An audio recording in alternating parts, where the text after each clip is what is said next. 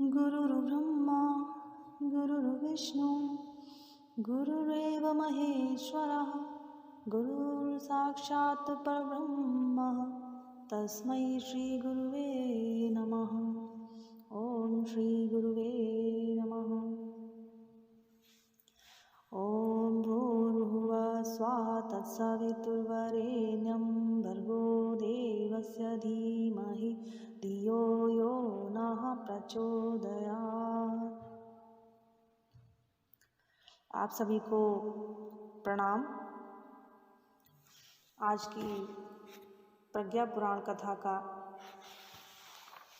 प्रारंभ करते हैं। एक गरुड़िया सब भेड़ों को हाँकता हुआ ला रहा था, पर एक नन्हे बच्चे को अपने कंधे पर रखे हुए जंगल में आगे बढ़ता चला जा रहा था। तो एक जिज्ञासु ने प्रश्न किया, क्यों भाई, इस भेड़ के बच्चे को भी पैदल क्यों नहीं चलाते? गरुड़िया मुस्कुराया, बोला, ये अबोध है, जंगल में भटक जाता है, इसीलिए इसे गोद में लेकर चल रहा हूँ। सभी पर एक से नियम लागू नहीं किए जा सकते। इस पूछताछ के लिए देवर्षि नारद बैकुंठ लोक पहुँचे। नारद ने नमन वंदन किया, भगवान ने भी उन्हें सम्मानित किया। परस्पर कुशल क्षेम के उपरांत अभीष्ट प्रयोजनों पर चर्चा प्रारंभ हुई, जो संसार की कल्याण कामना से युक्त थी। प्रसन्न चित्त देवर्षि ने विनयपूर्वक पूछा, देव, संसार में जीवनचर्या को ही साधनामय बना लेने और परम लक्ष्य प्राप्त कर सकने का सरल उपाय बताएं। ऐसा सरल जिसे सामान्य जन जीवन में समाविष्ट करना कठिन न हो, घर छोड़कर कहीं न जाना पड़े, और ऐसी कठिन साधनाएं तप प्रतीक्षाएं न करनी पड़े जिसे सामान्य स्तर के लोग नहीं कर सकते। भगवान ने देवर्षि से जो भी प्रश्न पूछ रहे हैं वो सारगर्भित है। देवर्षि नारद जो भी भगवान से प्रश्न पूछ रहे हैं वो सभी सारगर्भित हैं। सामान्य जन जो हैं भक्ति वैराग्य तप का मोटा अर्थ ले ही समझते हैं कि इसके लिए एकांत साधना करने उपवन जाने की आवश्यकता पड़ती है, पर इस उच्च स्तरीय तपश्चर्या के प्रारंभिक चरण जीवन साधना के मर्म को नहीं जानते। इसी जीवन साधना प्रभु परायण जीवन के विधि विधानों को जानने उन्हें व्यवहार में कैसे उतारा जाए, इस प्रश्न को विस्तार से खोलने की वे भगवान से विनती करते हैं। रामायण में काक विशुन्य जी इसी प्रकार का मार्गदर्शन गरुड़ जी को करते हुए नजर आते हैं। जीवन साधना कैसे की जाए, इसका प्रत्यक्ष उदाहरण राजा जनक के जीवन में भी देखने को मिलता है। कथा आती है, सुखदेव ने राजा जनक को प्रणाम किया। सुखदेव सन्यासी और जनक गृहस्थ दोनों अलग अलग। इस प्रतिकूल से लगने वाले आचरण पर सारी सभा विस्मित हो उठी। सुखदेव इस बात को ताड़ गए। सभासदों का समाधान करते हुए उन्होंने कहा, विद्वानों, महाराज जनक ने अपने जीवन को ही योग बना लिया है। उनका प्रत्येक कर्म भगवान को, आदर्शों को समर्पित होता है, अतएव वे निस्संदेह सबसे बड़े योगी हैं। रैदास ने भी जीवन भर यही साधना की और इसी के फलस्वरूप वे संत सा सम्मान पा सके। संत रैदास मोची का काम करते थे। काम को वे भगवान की पूजा मानकर पूरी लगन और ईमानदारी से करते थे। एक साधु को सोमवती अमावस्या के दिन गंगा स्नान करने को साथ साथ चलने के लिए उन्होंने आश्वासन दिया था। साधु सदा जप तप में तल्लीन रहते थे। अमावस्या के स्नान का दिन निकट था। साधु रैदास के पास पहुँचे, गंगा स्नान की बात याद दिलाई। रैदास लोगों के जूते सीने का काम हाथ में ले चुके थे, समय पर देना था। अपनी असमर्थता व्यक्त करते हुए रैदास ने कहा, महात्मन, आप मुझे क्षमा करें, मेरे भाग्य में गंगा का स्नान नहीं है। ये 1 पैसा लेते जाएं और गंगा माँ को मेरे नाम पर चढ़ा देना। साधु गंगा स्नान के लिए समय पर पहुँचे। स्नान करने के बाद उन्हें रैदास की बात स्मरण हो आई। मन ही मन गंगा से बोले, माँ, ये पैसा रैदास ने भेजा है, स्वीकार करें। इतना कहना था कि गंगा की अथाह जल राशि से 2 हाथ विशाल हाथ बाहर उभरे और पैसे को हथेली में ले लिया। साधु ये दृश्य देखकर विस्मित रह गए और सोचने लगे, मैंने इतना जप तप किया, गंगा आकर स्नान किया, तो भी गंगा माँ की कृपा नहीं प्राप्त हो सकी, जबकि गंगा का बिना स्नान किए ही रैदास को अनुकंपा प्राप्त हो गई। वे रैदास के पास पहुँचे और पूरी बात बताई। रैदास बोले, महात्मन, ये सब कर्तव्य धर्म के निर्वाह का प्रतिफल है, इसमें मुझ अकिंचन के तप पुरुषार्थ की कोई भूमिका नहीं है।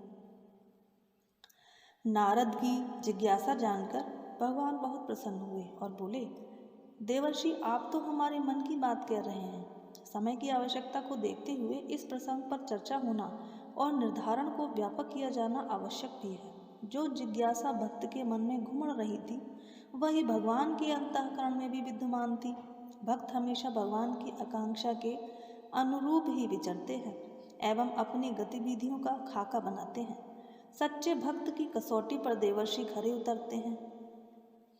सभी वे जन सामान्य की समस्या को लेकर प्रभु से मार्गदर्शन मांगते हैं।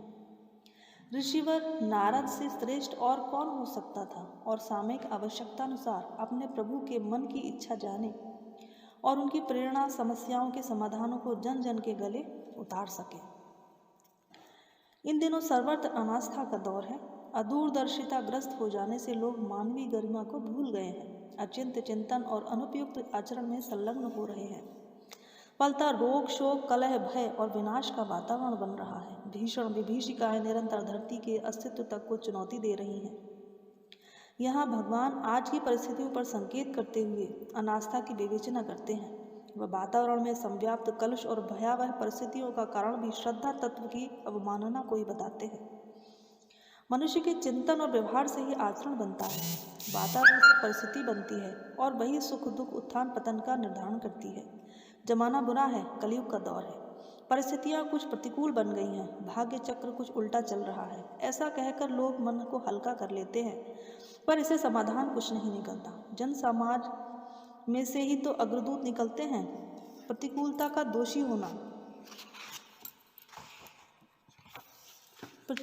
दोषी होना मूर्धन्य राजनेताओं को भी ठहराया जा सकता है, पर भूल नहीं करना चाहिए कि इन सब का उद्गम केंद्र जो है मानवीय अंतराल ही है। आज की विषम परिस्थितियों को बदलने की जो आवश्यकता समझते हैं, उन्हें कारण की तह तक जाना ही होगा, अन्यथा सूखे पेड़ मुरझाते वृक्ष को हरा बनाने के लिए जड़ की उपेक्षा करके पत्ते सींचने जैसी विडंबना ही चलती रहेगी।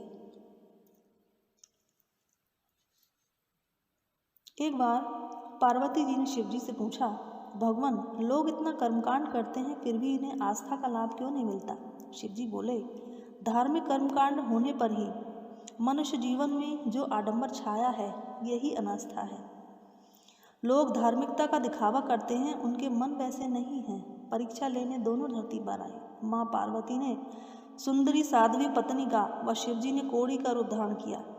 मंदिर की सीढ़ियों के समीप वे पति को लेकर बैठ गई। दानदाता दर्शनार्थ आते रहे, वह रुक कुछ पल पार्वती जी को देखकर आगे बढ़ जाते। बेचारे शिवजी को गिने चुने ही सिक्के मिल पाए। कुछ दानदाताओं ने तो ये संकेत भी किया कि कहाँ इस कोढ़ी पति के साथ बैठी हो, इन्हें छोड़ दो। पार्वती जी सहन नहीं कर पाई, बोली, प्रभु लौट चलिए अब कैलाश पर। सहन नहीं होता इन पाखंडियों का ये कुत्सित स्वरूप। इतने में एक दीनहीन भक्त आया, पार्वती जी के चरण छुए और बोला, माँ आप धन्य हैं जो पति पारायण को ही इनकी सेवा में लगी हुई हैं। आइए मैं इनके घावों को धो दूँ, फिर मेरे पास जो कुछ सत्तू है आप हम सब मिलकर खा लेते हैं।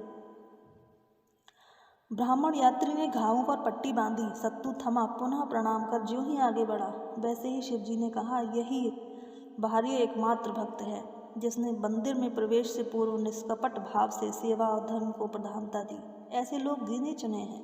श्रेष्ठ तो सब आत्म प्रवंचना भर करते हैं, वह अवगति को प्राप्त होते हैं। शिव पार्वती ने अपने वास्तविक स्वरूप में उस भक्त को दर्शन दिए, परम गति का अनुदान दिया और वापस लौट गए।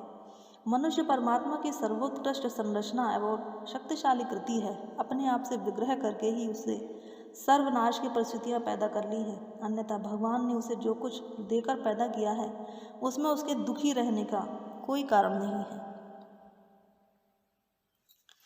ऐसी दशा में अपनी प्रतिज्ञा अनुसार नए अवतार की व्यवस्था बन गई है। प्रज्ञावतार नाम से इस युग का अवतरण भूलोक के मनुष्य समुदाय की मनः स्थिति एवं परिस्थिति में भारी परिवर्तन करने जा रहा है। सृष्टि क्रम में इस प्रकार का ये 24वां निर्धारण है।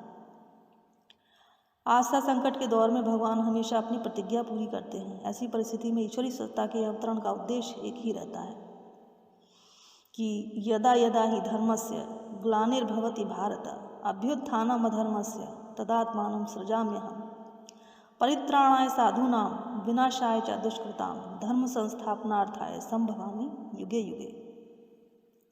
कि जब जब धर्म की ग्लानि होती है तब मैं धर्म के उत्थान के लिए जन्म लेता हूँ, दुष्टों के विनाश के लिए और साधुओं के रक्षा के लिए। धर्म संस्थापनार्थाय धर्म की संस्थापना के लिए, धर्म की स्थापना के लिए संभवामि युगे युगे युग युग में संभव होता हूँ। इस तरह से आज की कथा यहीं समाप्त होती है। सभी लोग स्वस्थ रहें, मस्त रहें, सुरक्षित रहें। माँ भगवती से यही प्रार्थना है, गुरुदेव से यही प्रार्थना है। आगे की कथा अगले भाग में आप सभी के समक्ष सुनाई जाएगी। तब तक के लिए